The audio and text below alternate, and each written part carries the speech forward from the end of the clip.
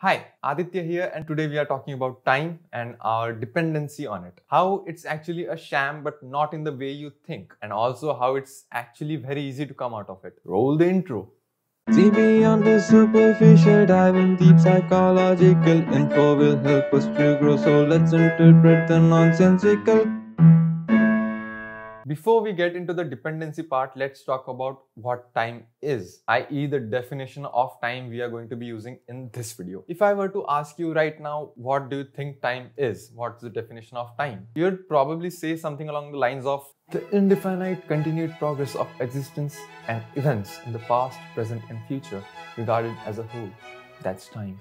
Unless you're pretentious, you won't say that. If you are like a basic bitch like me, you would just define time as the basic thing we all humans know it as. We define time in the measurements of hours, minutes and seconds, and also day, months and years. In that format, unless you are trying to be different. Americans. Sorry. Anyway, hours, minutes and seconds, days, months and years. That's what the definition is going to be for time in this video. Time has been created by us humans as a means to have order and structure in our lives. That's no new information, we all know that. But if you didn't know, now you know. It's just a random thing we give meaning to. So how do we learn to bring order and structure in our lives? The examples I'll be using in this video are really vague and generalized, so keep that in mind. Let's quickly start when we are born, when we are very little babies. Infants? Yeah. When we are infants, there's no discipline, there's no order in our lives. We cry when we want, we eat, we sleep, we do what we want.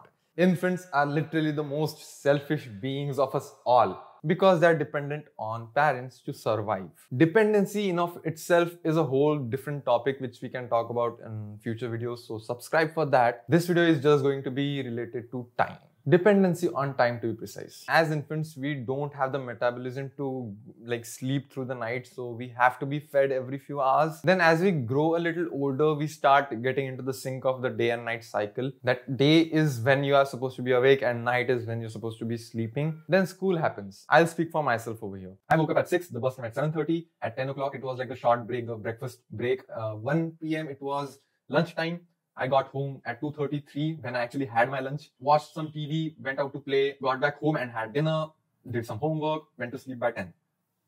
This was my routine. I had to follow it. Then came teenage when my routine changed a little because I changed school, so school timings were different, but the routine still existed until I dropped out of school in 9th grade. A little self-disclosing, I excused myself from going to school by saying I exaggerated my pain in the elbow. It's a really weird elbow, if you can see. I had a fucking operation because of it. The pain wasn't as bad as I was making it to be because I had some confidence issues, I guess. Instead of facing them, I just avoided them.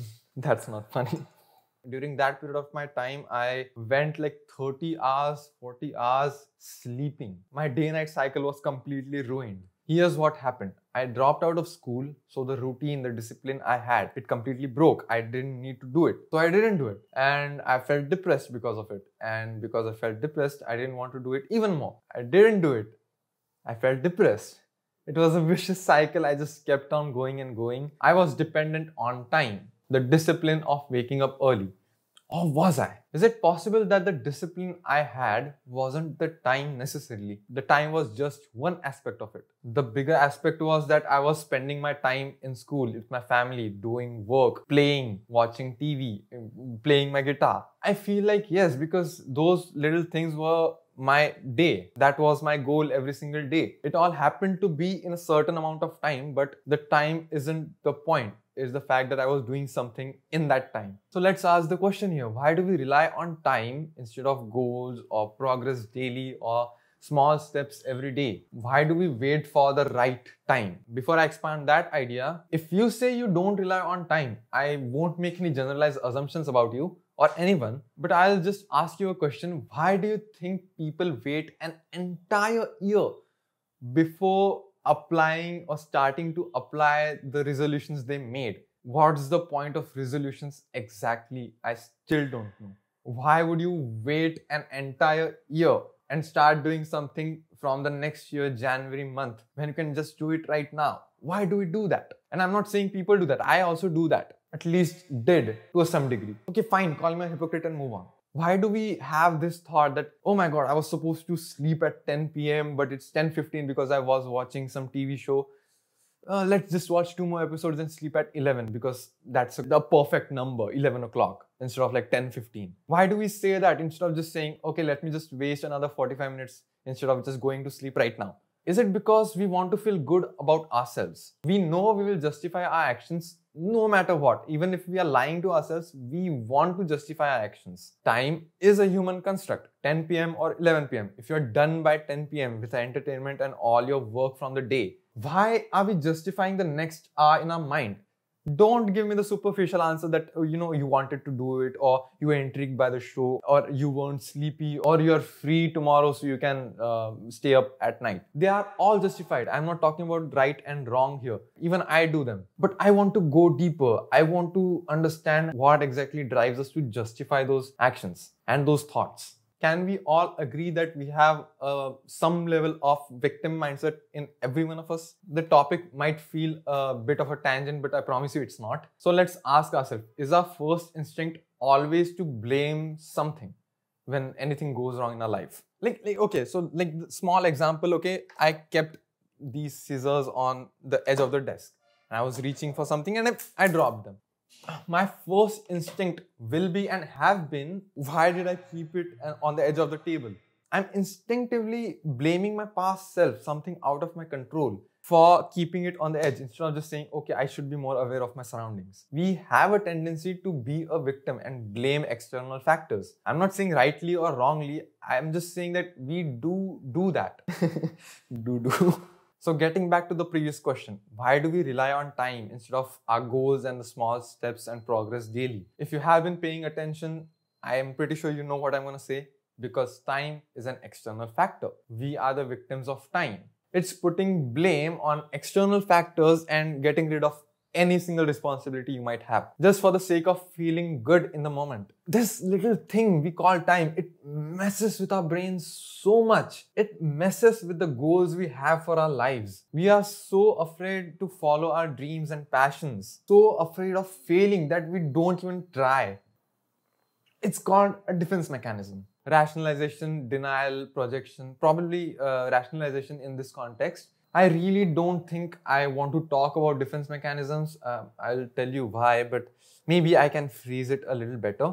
First of all, defense mechanisms are basically just a psychoanalytical process that prevents us from thinking about things we don't want to think. It's something we all do on an unconscious level at varying degrees. And it does affect us from growing and taking responsibility because we don't want to think about these things. The reason why I don't want to talk like theoretical about defense mechanisms is, okay, this is my opinion, opinion. For example, if I coined the term time-sensical mechanism, a defense mechanism that a person has when he or she relies on time for everything to happen good in their life and they don't take responsibility of their life, they wait for time to do that for them. It's not a real thing. I'm just making a point. The time-sensical mechanism, this label can be used by people to justify the actions even more. They can identify with that label. Meaning people who do blame time like that, they might start going, okay, I have the time-sensical mechanism trait, so that's who I am. Completely missing the point that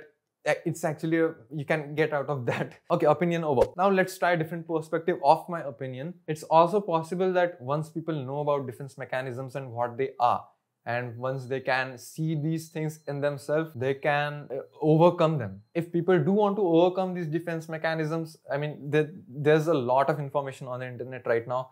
There are a lot of clinical therapists on YouTube itself who talk about these things, and you can go check them. I don't feel like I am eligible to talk and explain about these things yet. I still need to learn a lot. But please don't identify with any defense mechanisms. That's not who you are.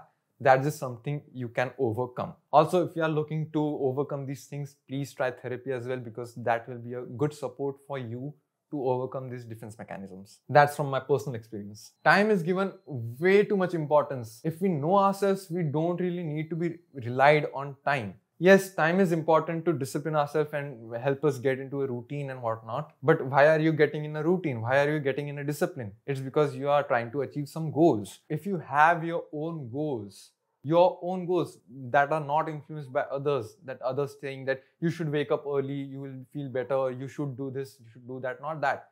If you self-reflect within and you know what your goals are going to be, time becomes a thing that you are less dependent upon. Taking responsibility of our own lives is always going to be helpful. We give time the meaning we want in the moment to serve our unconscious. Whether it's for the good or the bad, not the point. But if that is the case, then let's try to give time a meaning that is good, productive, and helpful. Let's not be dependent on time and be pressurized by the past or what might the future bring. Don't be afraid of what the future holds. Learn from your past. The decisions you make right now will help us get to our goals that we decide for ourselves. Everything starts today, in the moment, right now. You are too concerned with what was and what will be. There's a saying, yesterday is history. Tomorrow is a mystery, but today is a gift. That is why it is called the present. It's getting dark. I need to hurry up. This topic was way too much fun and I really enjoyed learning about these things and talking about it. I hope you liked it as well. Share this with someone who you know makes yearly resolutions but doesn't follow through, and let them know that just start today. Don't wait for the year to end. And if you don't, take the responsibility and acknowledge you didn't. Because when people do take responsibility of the choices they make, it's the perfect opportunity to contradict yourself, your own beliefs. Once you actually know the contradictory beliefs in you, it definitely helps you grow. You literally become a person you didn't realize you were. I'm sorry, I went on a tangent over here. Please consider subscribing. I would really appreciate if you do. Let me know what your perspective is on time in the comment section below. Thank you so much for watching, and I'll see you in the next dumb thing. It's not that dumb, is it? I hope not. Bye.